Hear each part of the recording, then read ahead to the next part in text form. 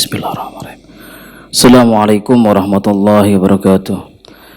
Innal hamdalillah nahmaduhu wa nasta'inuhu wa nastaghfiruh wa na'udzu billahi min shururi anfusina min sayyiati a'malina. May yahdihillahu fala mudilla lahu wa man yudlilhu fala hadiyalah. Asyhadu an la ilaha illallah wahdahu la syarika lah wa asyhadu anna Muhammadan 'abduhu wa rasuluhu la nabiyya ba'dah. Allahumma salli wa sallim wa barik wa an'im ala nabiyyina Muhammadin wa ala alihi wa ashabihi wa man tabi'ahum bi ihsan ila yaumil qiyamah. Nashkurullah azza wa jalla bi ni'matihi la tuhsuha. Alhamdulillah, marilah kita panjatkan syukur kita kepada Allah Subhanahu wa taala, di mana Allah memberikan kita kesehatan, Allah memberikan kita kesempatan untuk membekali diri kita dengan ilmu. Allah memberikan anugerah yang luar biasa, yaitu iman dan takwa. Semoga saja bekal iman dan takwa kita akan bawa sampai ajal menjemput kita. Ikhwatul iman rahimakumullah, Jamaah Hujjah yang dimuliakan Allah Subhanahu wa taala, pada kesempatan hari ini kita akan bahas tema lanjutan, yaitu 62 amalan pembuka pintu surga, karangan Abdullah bin Ali Al-Juwaitin. Kita akan membahas tema tentang bersikap toleran terhadap orang yang sedang kesusahan. Ikhwatul iman rahimakumullah, tentunya kita sadari saat ini di mana banyak sekali orang yang mengalami kesusahan. Bahkan mungkin kita juga pada posisi itu. Tetapi tidak berarti kita tidak empati atau membuka hati kita bahwasanya selantiasalah kita peduli kepada mereka, karena Rasulullah SAW menyampaikan bahwasanya wahabul amal, ada salah satu amalan yang Allah sangat cintai, yaitu wahabul amal ilallah sururun tudakhiluhu fi qalbil muslim, yaitu bagaimana kita membuat hati orang lain itu bahagia, yaitu bagaimana kita membuat hati orang lain itu merasa senang. Ini adalah amalan yang terlihat sepele. Maka salah satu yang Rasulullah ajarkan kepada kita adalah bagaimana kita senantiasa melihat, mengamati tetangga kita, saudara kita, bagaimana keadaannya. Karena meringankan beban orang lain, membantu orang lain, itu efeknya bukan sekedar Allah memberikan kemudahan di dunia, tetapi Allah juga akan memberikan kita kemudahan, keringanan di akhirat nanti. Rasulullah SAW pernah menyampaikan dalam hadisnya, hadis riwayat Muslim nomor 2699, beliau menyampaikan bahwasanya man naffasa an mu'minin kurbatan min kurabid dunya naffasallahu anhu kurbatan min kurabi yaumil qiyamah.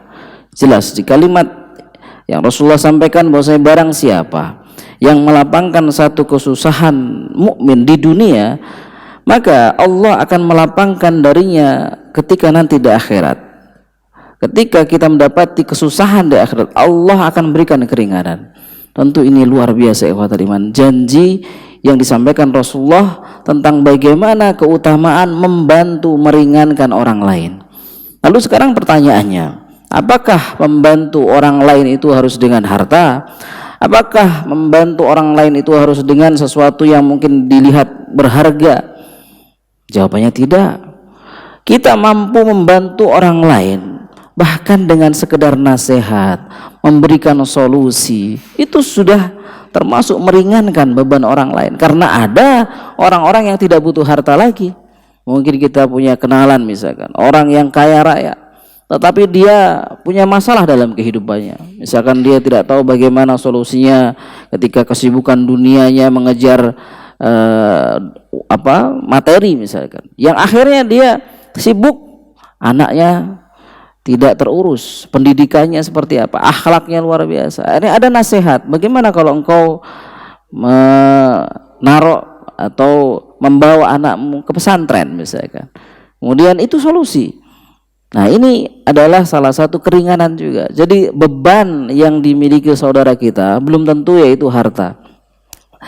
Ikhwatul iman rahimakumullah, Rasulullah menyampaikan jelas di sini bahwasanya melapangkan itu adalah memberikan keringanan, memudahkan. Maka kalau kita melihat di masyarakat kita ini, kadang-kadang justru yang susah, yang mudah itu dipersulit. Nah, ini masalah. Ketika kita mendapati misalkan hal-hal yang bersifat kalau kita pergi ke suatu tempat membuat KTP atau apa, atau mungkin kita pergi ke suatu tempat di mana di situ kita butuh kemudahan, justru dipersulit karena apa? Orang yang mempersulit kita butuh ada tambahan, misalkan dia pengen uang tambahan misalkan untuk memudahkan itu. Ini adalah bukan sifat seorang muslim. Maka Rasulullah juga menyampaikan bahwasanya wa man yassara ala mu'sirin yassarallahu alaihi fid dunya wal akhirah.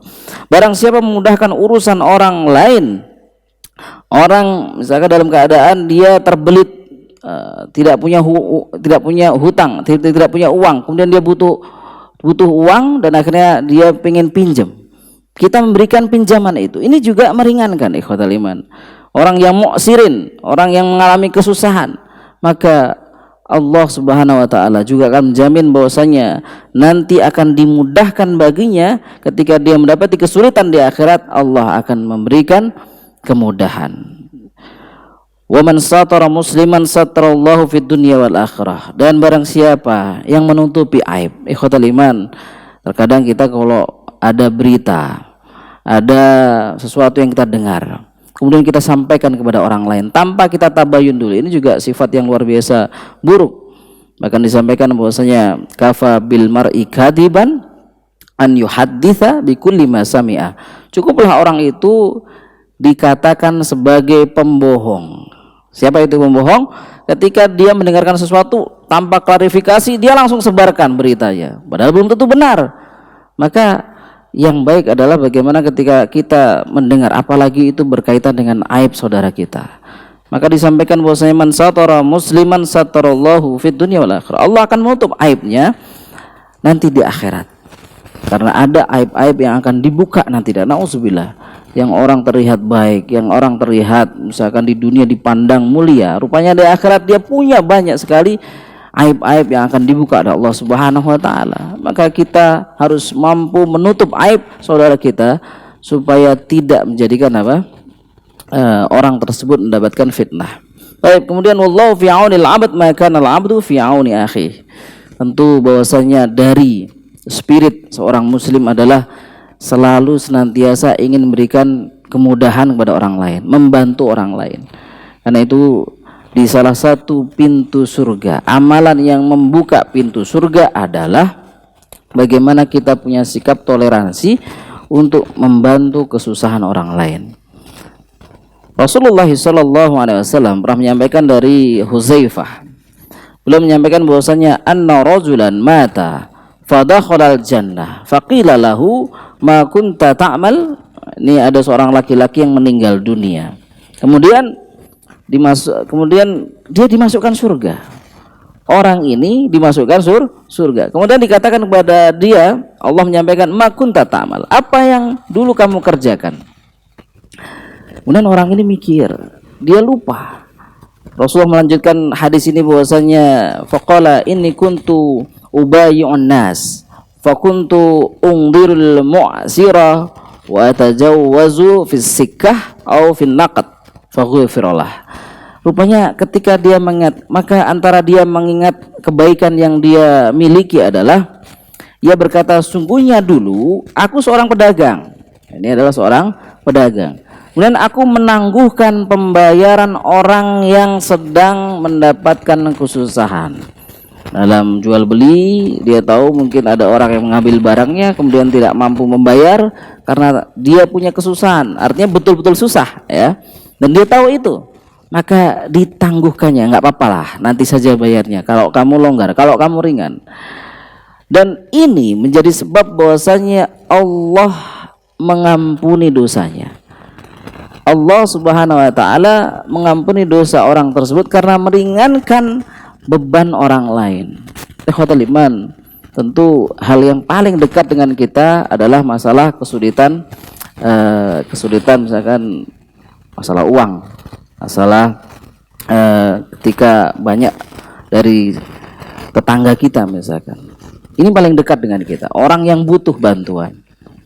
Saat yang paling kita bisa lakukan adalah memberikan mereka pinjaman. Kalau mereka datang meminjam, memang yang jadi masalah adalah orang-orang yang datang meminjam itu kadang-kadang tidak Tidak semuanya amanah. Ada juga yang tidak amanah. Mereka meminjam, menyampaikan akan mengembalikan tanggal sekian, hari sekian. Rupanya setelah dia mampu, nah ini bahaya ini. Bahaya orang yang punya pinjaman tapi meremehkan. Kalau dalam hadis riwayat Bukhari disampaikan bahwasanya orang yang dia punya pinjaman dan dia ihmal di sini meremehkan, artinya dia punya rezeki, dia punya kelebihan yang seharusnya bisa untuk membayar, tetapi dia tangguhkan. Dia justru malah memilih untuk beli kebutuhan dia yang tidak penting. Mungkin mau ganti HP atau apa. Ini luar biasa. Allah akan menyempitkan hartanya. Allah akan menyempitkan hartanya. Keberkahan dari yang dia punya, harta itu hilang. Hati-hati ikhwatal iman. Maka kalau ada orang yang punya pinjaman, kuatkan hati, tawakal kepada Allah untuk betul-betul berniat membayar. Walaupun seakan-akan tidak bisa. Ada orang yang punya pinjaman banyak. Mungkin dia punya hutang luar biasa.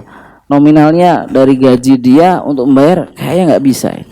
Tetapi karena niat yang kuat, bahwasanya dia tahu nantinya akan ditagih di akhirat. Bahkan dia tahu bahwasanya Rasulullah enggan menyolatkan orang yang punya hutang, maka dia berniat betul, dikumpulkan sedikit demi sedikit.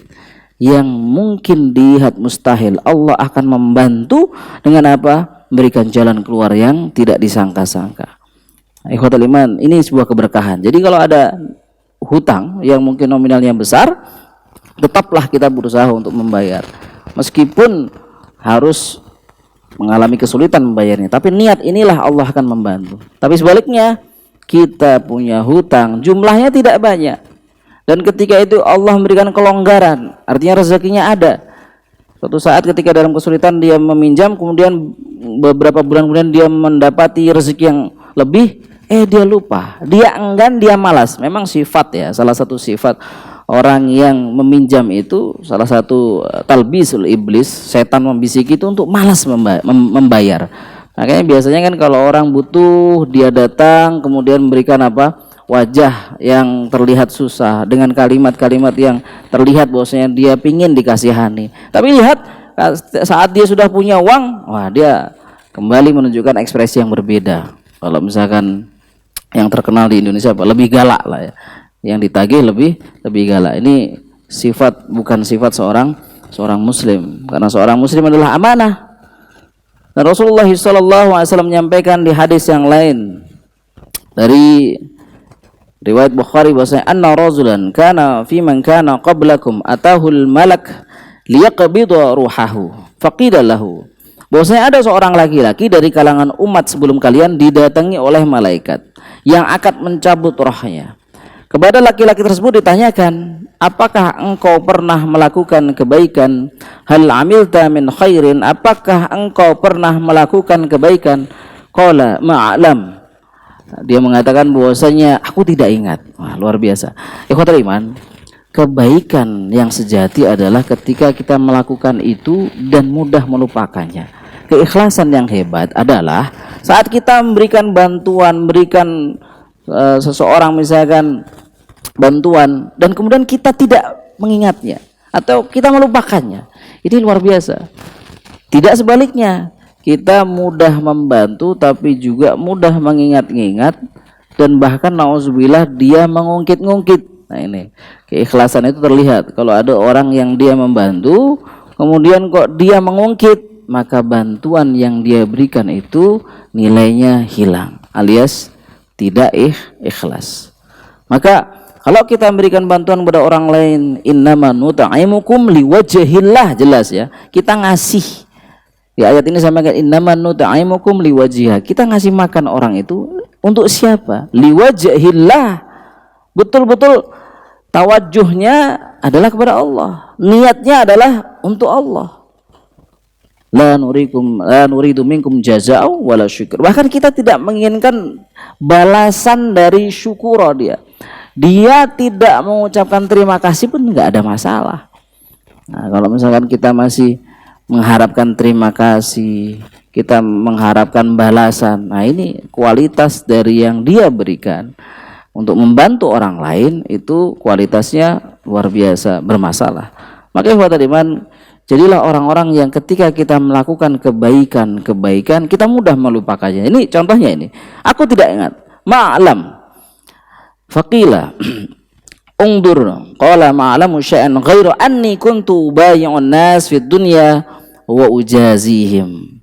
Kemudian malaikat mengatakan, coba ingat-ingat lagi, masa iya sih nggak ada kebaikan gitu ya. Dan laki-laki ini berkata, aku tidak ingat satupun amal yang aku lakukan kecuali aku dulu pernah memberikan hutang kepada orang lain sewaktu di dunia, dan bersikap toleran kepada mereka. Aku memberi tangguh kepada orang yang berkelapangan dan bersikap toleran kepada orang yang kesusahan. Maka lihat dari akhir hadis ini bahwasanya fa'adkhalahullahu al-jannah. Maka Allah Subhanahu wa taala memberikan ampunan dan memasukkan dia ke surga. Jadi salah satu amalan amalan yang buka pintu surga adalah bagaimana kita bersikap tasamuh, toleran, membantu, meringankan orang lain. Jadi memberikan jeda kepada orang yang kesulitan bayar hutang itu luar biasa. Tapi kita juga bisa melihat ini orang punya iktikad baik apa tidak. Itu terlihat ikhwatal iman. Maka kalau kita misalkan ingin membantu orang yang susah dalam hal hutang, kita cukup bisa melihatnya, oh ini memang betul-betul orang susah.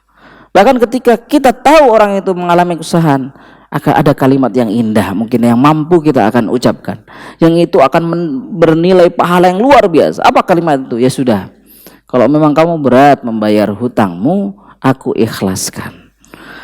Subhanallah. Ini kalau kita mampu mengucapkan itu luar biasa. Tapi kadang-kadang berat juga kalau jumlahnya nominalnya besar gitu ya. Tapi Allah akan membalas. Allah akan melipat gandakan kebaikan yang kita tunaikan. Jadi jangan pernah ragu untuk memberikan kebaikan dengan cara apa? Membantu orang lain. Karena al-jaza'u min jinsil amal. Balasan itu sesuai dengan perbuatannya. Masakohnya seperti apa, maka jazanya, pahalanya juga seperti itu. Ikhwatul iman, tentu kita tahu bahwa pekerjaan saja, kalau kita bekerja di suatu tempat misalkan, itu jaza atau bahasa kita mungkin gaji, itu dilihat bagaimana profesionalnya dia. Oh ini orang digaji 100 juta, oh rupanya dia punya keilmuan yang layak untuk dibayar seperti itu. Itu di dunia. Dan Allah maha adil, di mana ketika kita mendapatkan masakoh dalam perbuatan kebaikan kita, juga dilihat bagaimana kesulitannya. Kita lagi misalkan kebutuhan juga mendesak, artinya punya kebutuhan yang ada juga.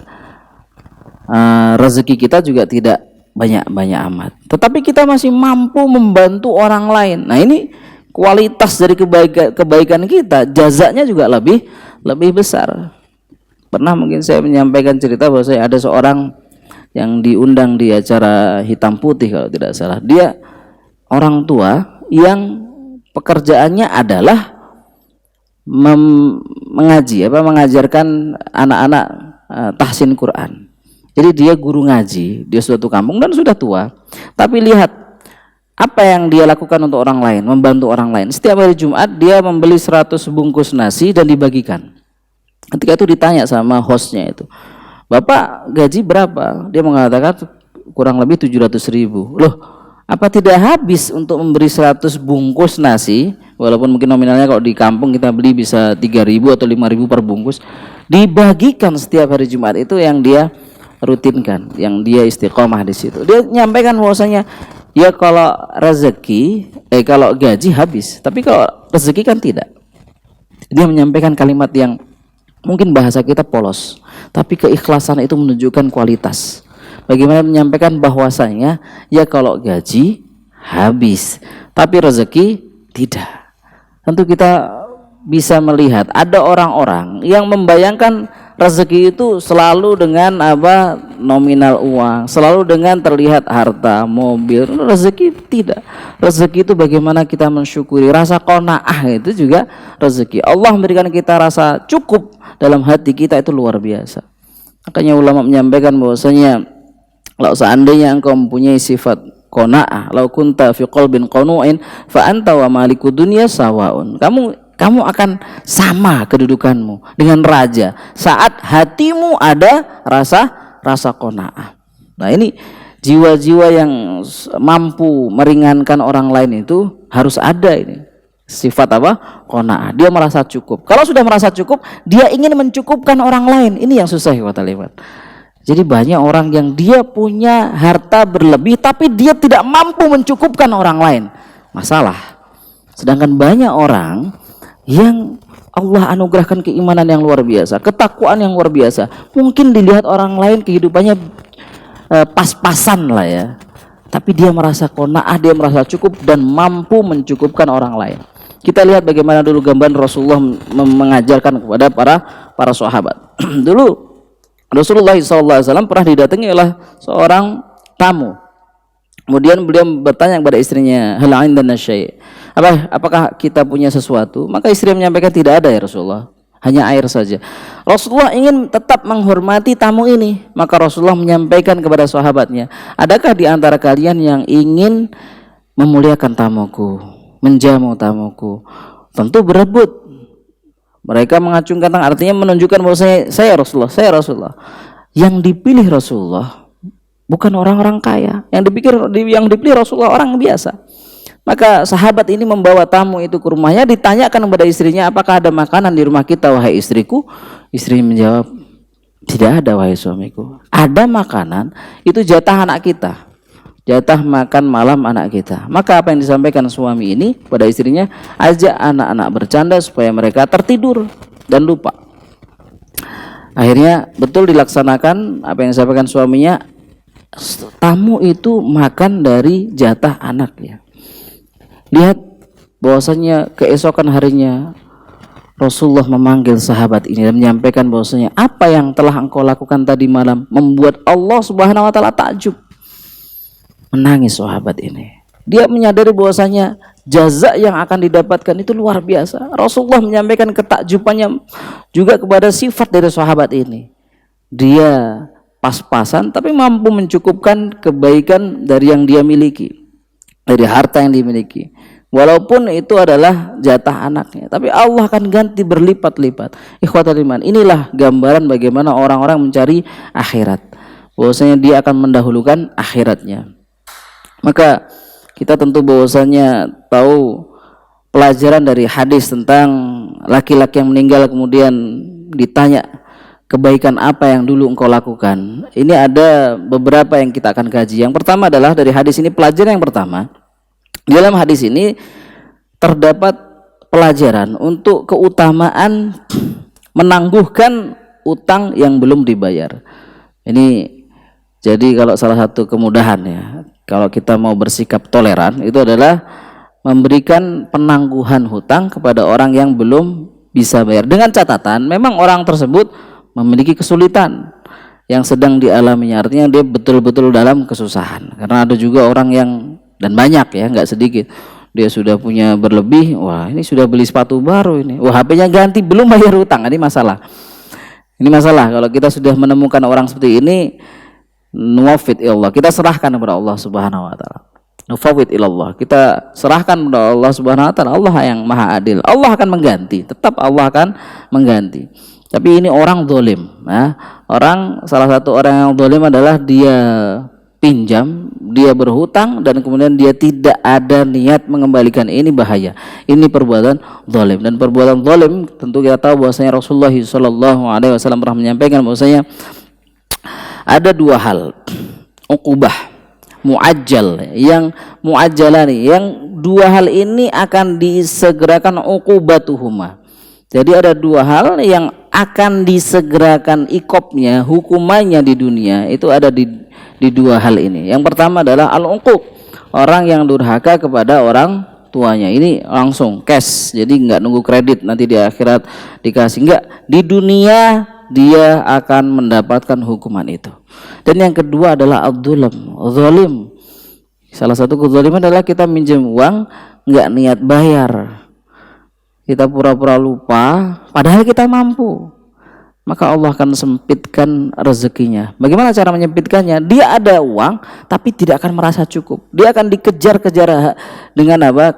Ketidaktenangan. Ya, jadi jangan harap bisa selamat dari orang yang dia berniat untuk tidak membayar hutang padahal dia mampu untuk membayar hutang tersebut. Kemudian Yang kedua keutamaan dari hadis ini yaitu adalah keutamaan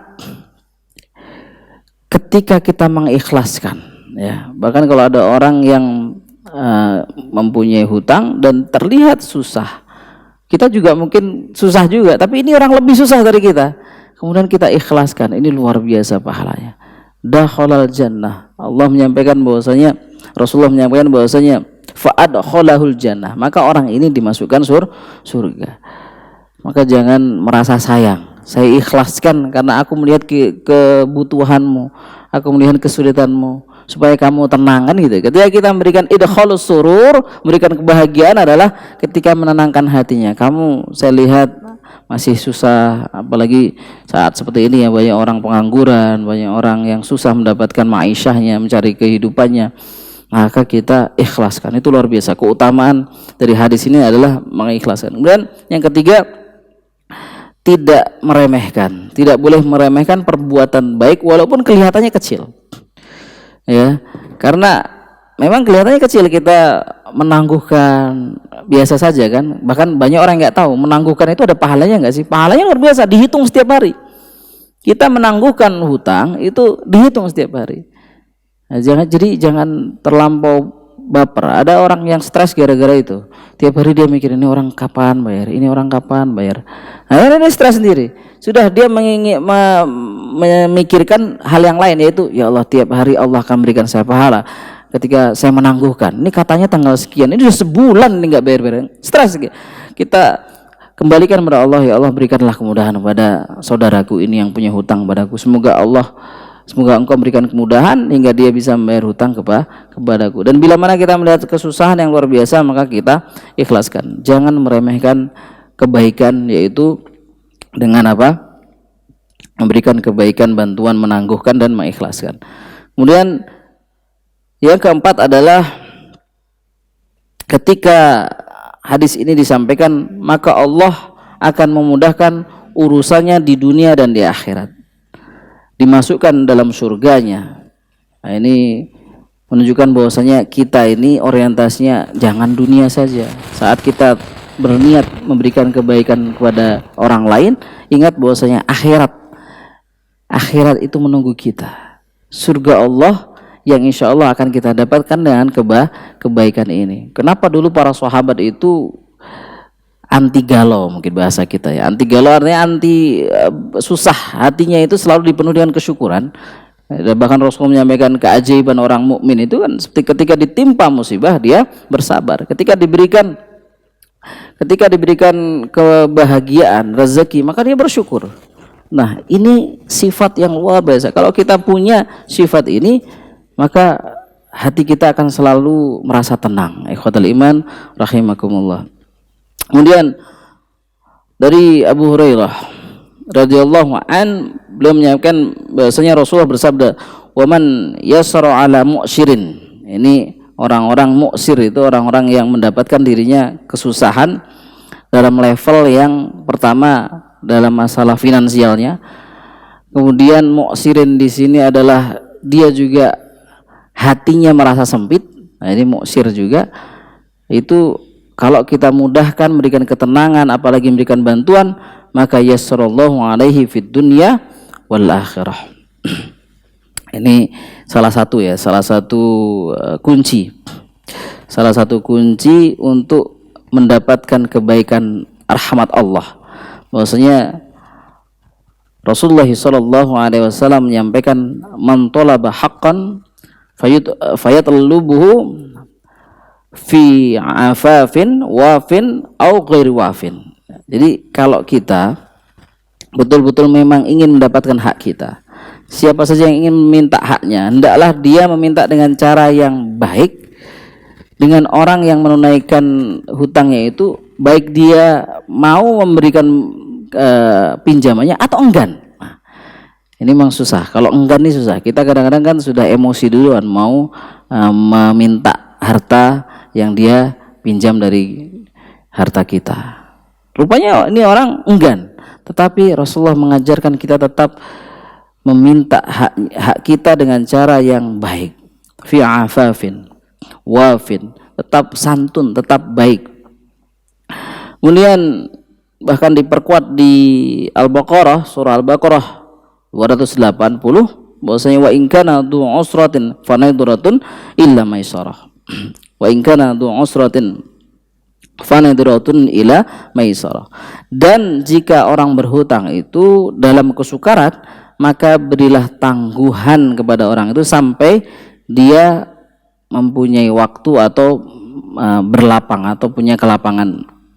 Maka ikhwatul iman rahimakumullah, tentu kita berharap bahwasanya yang dicontohkan Rasulullah sallallahu alaihi wasallam kepada kita adalah bagaimana kita mempunyai empati yang luar biasa, mempunyai hati yang lapang. Kita tentu tahu bahwasanya salah satu doa yang disampaikan Nabi Musa bahwasanya Rabbi israh li sadri wa yassir li amri, meminta kemudahan, dan kemudian israh insyirahu al-qalb, meminta hati dilapangkan.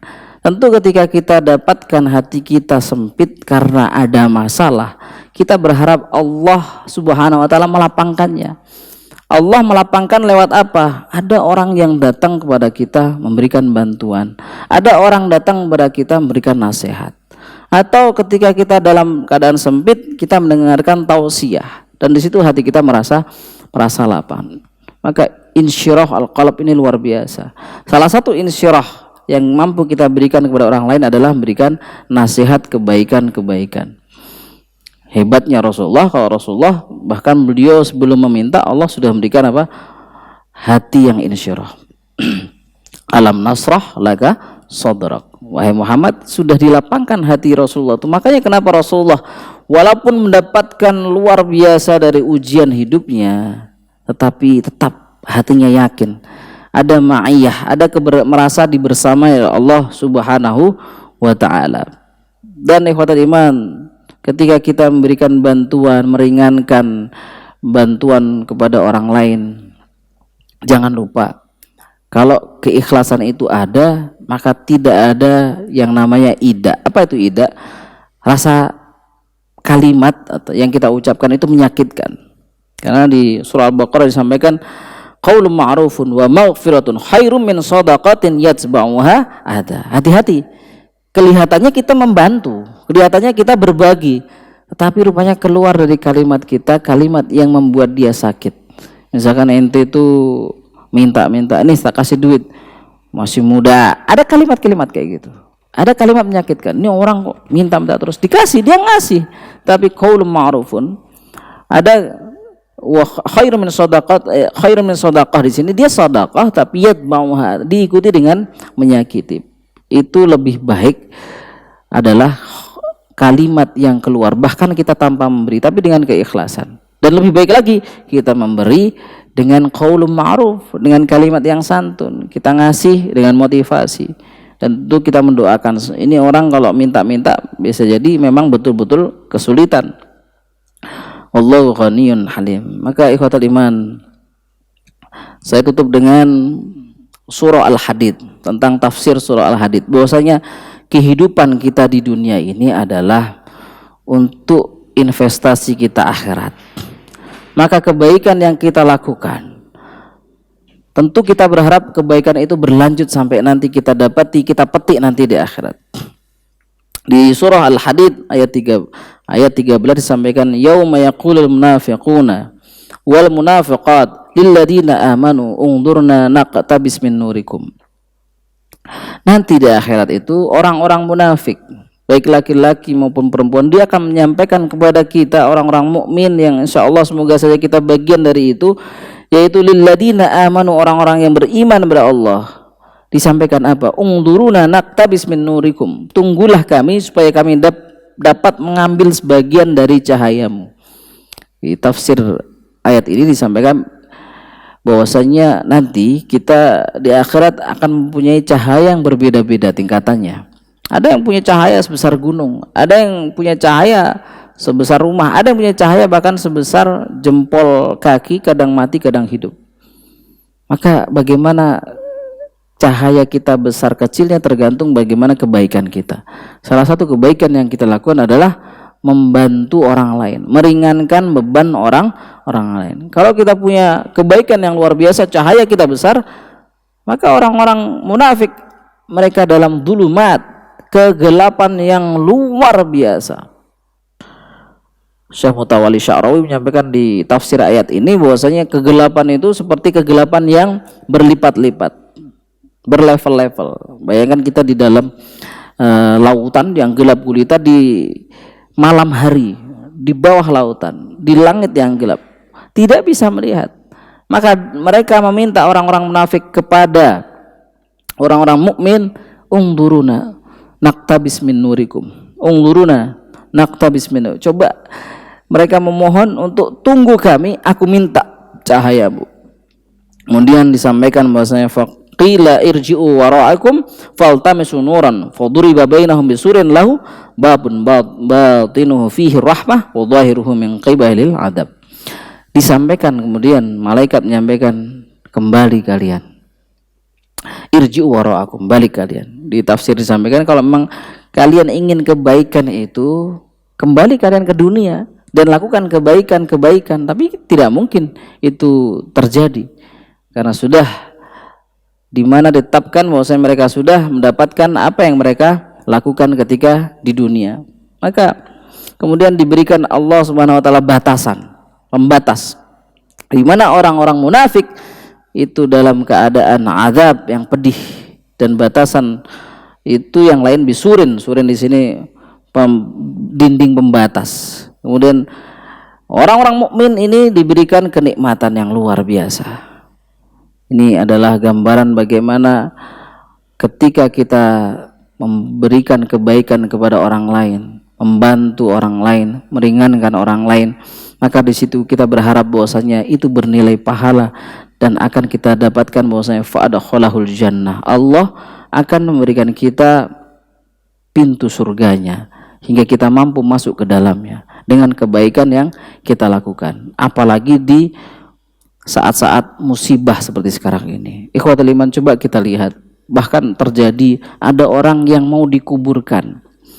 Dia sudah selesai dengan kehidupannya. Dia terdeteksi kena COVID, corona, kemudian dia dikuburkan. Di situ masyarakat protes, bahkan ada yang melempari batu. Atau lihat, ini bukan sifat seorang mukmin. Ikhwatul iman, bukankah orang yang mendapatkan dirinya meninggal dalam keadaan terkena wabah ini, dia juga tidak berharap.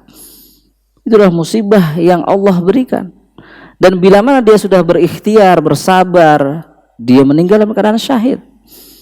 Nah, ini kembali lagi, berarti ini adalah gambaran orang-orang yang membedakan orang yang berilmu dan tidak berilmu, orang yang berakhlak dan tidak berakhlak.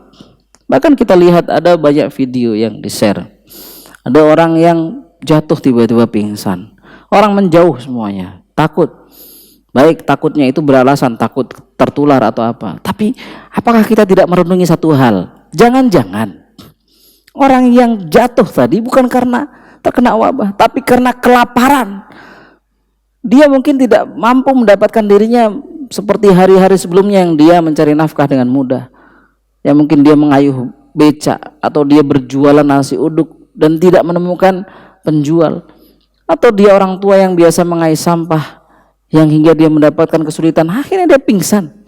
Tidaklah kita berpikir. Artinya apa? Empati kita harus kita lebih kuatkan lagi untuk melihat bagaimana keadaan tetangga kita, bagaimana keadaan lingkungan kita.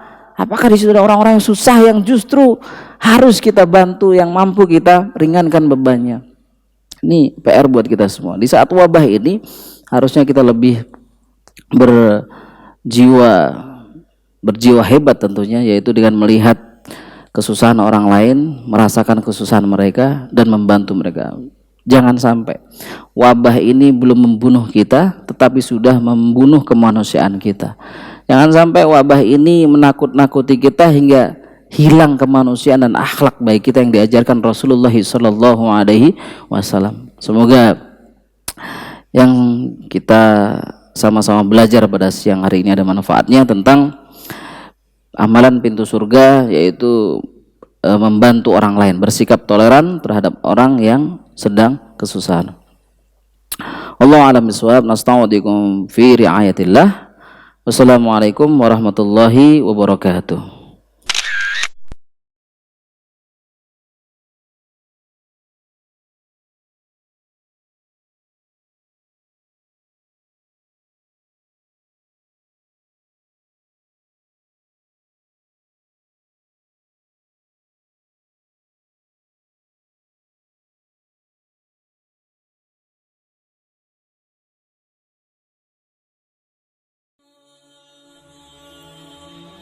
Bantu yuk operasional rumah dakwah Al-Hujah dan terselenggaranya kajian serta dakwah Al-Hujah dengan menjadi donatur tetap setiap bulan berinfak Rp30.000. Dengan infaknya setiap bulan Rp30.000, insya Allah akan membantu dakwah Al-Hujah dan jadikan ini amalan yang istiqomah yang dilakukan terus-menerus atau kontinu. Allah mencintai amalan yang istiqomah walaupun sedikit. Terus istiqomah setiap bulan, jangan berhenti, karena Allah mencintai hambanya yang istiqomah, dan insya Allah ini akan menjadi amal soleh jariah dengan menyebarnya ilmu yang bermanfaat. Yuk salurkan amalan istiqomahnya setiap tanggal 3 setiap bulannya melalui Bank Sentral Asia dengan nomor rekening 27660155554 atas nama Dedi Harveni, dan Mandiri Syariah dengan nomor rekening 71022862999 atas nama Dedi Harveni.